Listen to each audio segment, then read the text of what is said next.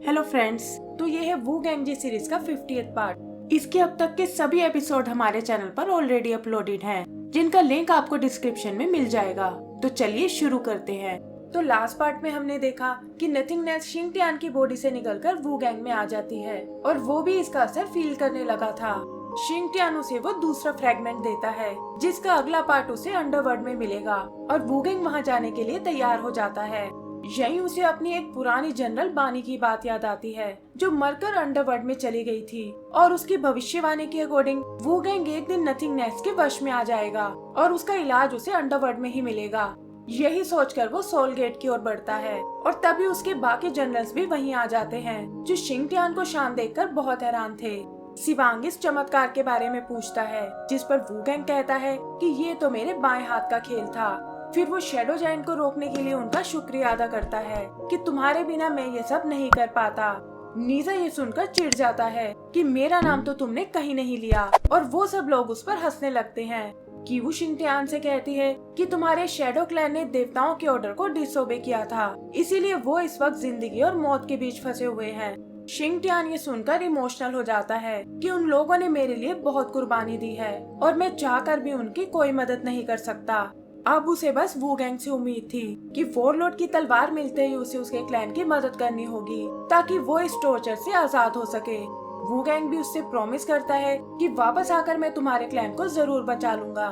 तभी soul gate में कुछ हलचल होने लगती है, जैसे कि कोई उसे सील करना चाहता हो और शिंगटियान भी ये बात समझ चुका था। वो तुरंत उन लोगों को गेट की ओर जाने को कहता है और बताता है कि उस पार जाने में मैं तुम्हारी मदद करूंगा।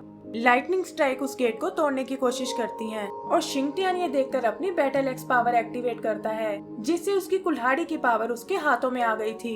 वो सील होते उस गेट को पकड़ लेता है पर उसे खोलना इतना भी आसान नहीं था और इस प्रेशर से उसका आर्मर टूटने लगता है।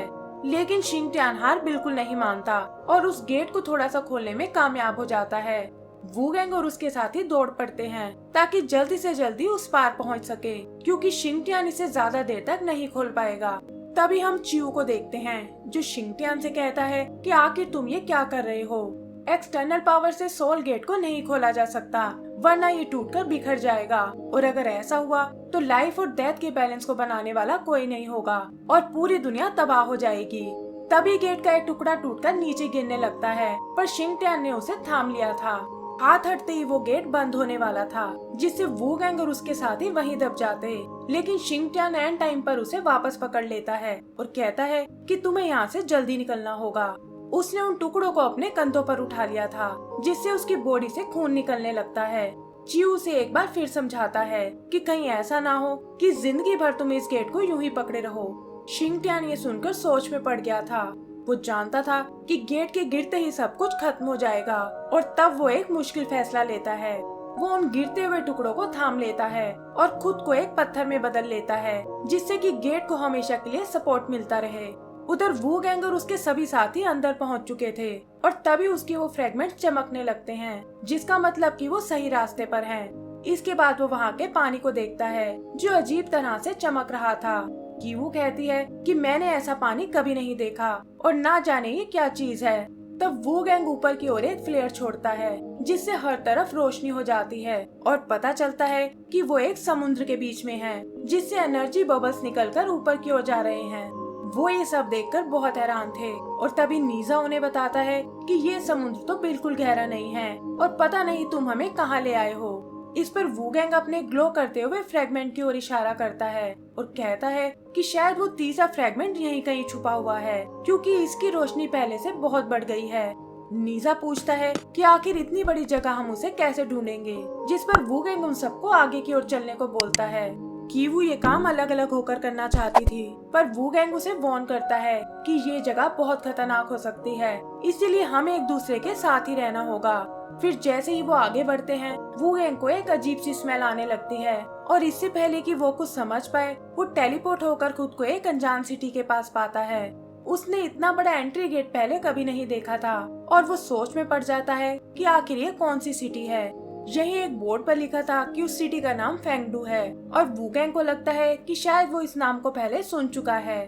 तभी अचानक उसे अपना फ्रेंड जियांग नजर आता है जिसे आखिरी बार उसने फैंटम आइलैंड पर देखा था और वहाँ उनके बीच लड़ाई हो गई थी। वो जियांग से बात करने की कोशिश करता है, लेकिन जियांग उस पर कोई ध्यान नहीं देता और वूगैंग को लगता है कि वो शायद अभी भी उससे बहुत नाराज है। फिर वो उसका ध्यान खींचने के लिए उसके कंधे पर हाथ रखता है, लेकिन उसे छूते ही वहाँ सब कुछ बदल गया था। जियांग के साथ साथ वहाँ की हर चीज एनर्जी में बदल जाती है और टाइम मानो रुक सा गया हो। वूगैंग ये देखकर बहुत हैरान था और तभी अचानक से वो टेलीपोर्ट होकर फैंटम आइलैंड में आ पहुँचता है। वहाँ भी पहले तो सब एकदम नॉर्मल लग रहा था, लेकिन फिर अचानक से वो जगह बदल जाती है और वूगैंग देखता है कि नथिंगनेस ने उस पूरी जगह को इन्फेक्ट कर दिया है। इसके बाद नथिंगनेस उसे घेरने लगती है, जिससे वूगैंग का दम घुटने लगा था। तभी अचानक टाइम फिर से रुक जाता है और वूगैंग इस बार एक दूसरी जगह आ गया था। यहाँ उसे एक लड़की दिखाई देती है जिसे आज से पहले उसने कभी नहीं देखा था और वो कुछ क्ले स्टैचूज को मोल्ड कर रही थी। फिर वो स्टैचू जीते जागते इंसानों में बदल जाते हैं, पर वूगैंग को इस बार भी कुछ समझ नहीं आता कि आखिर ये सब क्या चल रहा है। तभी उसे एक आवाज सुनाई देती है जो उसे सावधान रहने को कह रही थी और बताती है कि तुम इस वक्त सी ऑफ मेमोरीज में ट्रैप्ड हो, यानी यादों का समुद्र, और तुम्हें तुरंत अपनी नींद से बाहर आना होगा। वूगैंग को ये आवाज कुछ जानी पहचानी लगती है और वो समझ जाता है कि ये जरूर बानी ही है जो शुरू से ही उसे गाइड कर रही थी। आगे बानी बताती है कि अंदर आते वक्त तुमने उस सी को टच किया था, जिससे तुम्हारी पुरानी यादें एक्टिवेट हो गई हैं और वही तुम्हारे माइंड के साथ खेल खेल रही हैं। वो उसे वार्न करती है कि तुम्हें मेमोरीज को इनहेल करने से बचना होगा, वरना जल्दी ही तुम्हारी मेमोरी फुल हो जाएगी और तुम अपने माइंड को ब्लास्ट कर बैठोगे। वूगैंग भी उसकी बात समझ चुका था और साथ ही उसे अपने दोस्तों की भी चिंता थी कि ना जाने वो किस हाल में होंगे और मुझे किसी भी तरह उन तक वापस पहुंचना होगा। लेकिन उससे पहले उसे कुछ ऐसा करना होगा ताकि वो मेमोरीज को इनहेल करने से बच सके। ये सोचकर वो नथिंगनेस को समन करता है, जो हाल ही में शिंगटियान से निकलकर उसके अंदर आ गई थी और मेमोरी ट्रैप से बचने के साथ साथ वो उसे इस जगह से बाहर भी निकाल सकती है। फिर वो एक जबरदस्त वार से उस मायाजाल को तोड़ डालता है और वापस से सी ऑफ मेमोरीज में पहुंच जाता है, जहाँ नथिंगनेस एक बार फिर उसके अंदर समा जाती है।